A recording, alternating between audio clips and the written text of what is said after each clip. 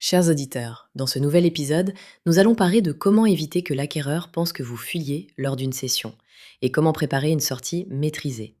Pour l'acquéreur, une session est un pari sur l'avenir. Il cherche une continuité, pas une fuite. La perception du dirigeant est donc aussi importante que les chiffres. Dans cet épisode, nous décortiquons une méthode simple en 4 étapes. Étape 1, clarifiez votre raison de céder. Votre motivation doit être lisible, crédible et cohérente. Âge, désir d'un nouveau projet, fatigue ou tout autre motif, pourvu qu'il fasse sens et soit expliqué clairement à l'acquéreur. Étape 2, identifiez les points qui pourraient créer du doute. Demandez-vous ce qui pourrait inquiéter un acheteur. Dépendance au dirigeant, client concentré, manque d'un second niveau de management. Ces signaux, visibles ou non, influencent la perception et donc la valorisation. Étape 3, renforcer les relais internes. Une organisation moins dépendante du dirigeant donne une impression de solidité et de continuité, ce qui rassure l'acquéreur et soutient la négociation. Étape 4, construisez une trajectoire de sortie progressive. Montrer une transition organisée et progressive, quelques mois à 2 ans selon le besoin, démontre que vous ne partez pas au hasard et que vous transmettez proprement. Nous constatons souvent, dans les entreprises accompagnées par Scale to Sell, que les erreurs tiennent à une cohérence faible du discours et à une organisation peu préparée. Maintenant, les erreurs fréquentes à éviter.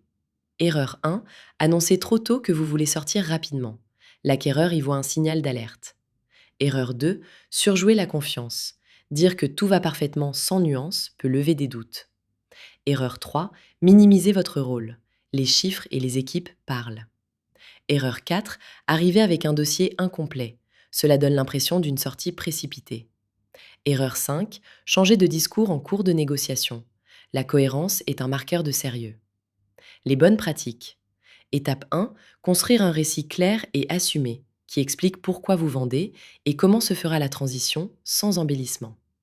Étape 2, préparer l'entreprise plusieurs mois avant la mise en vente.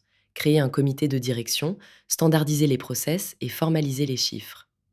Étape 3, être transparent mais maîtrisé. Donner les informations pertinentes au bon moment avec des explications simples. Ces éléments, issus de notre expérience terrain, permettent de fluidifier les négociations et d'augmenter la crédibilité de l'offre. En résumé, une sortie maîtrisée rassure, une sortie précipitée inquiète. Chez Scale to Sell, nous accompagnons les dirigeants pour structurer l'entreprise, réduire les angles morts et rendre la société réellement désirable aux yeux des acquéreurs. Parce que nous pensons qu'une société ne se vend pas, elle s'achète.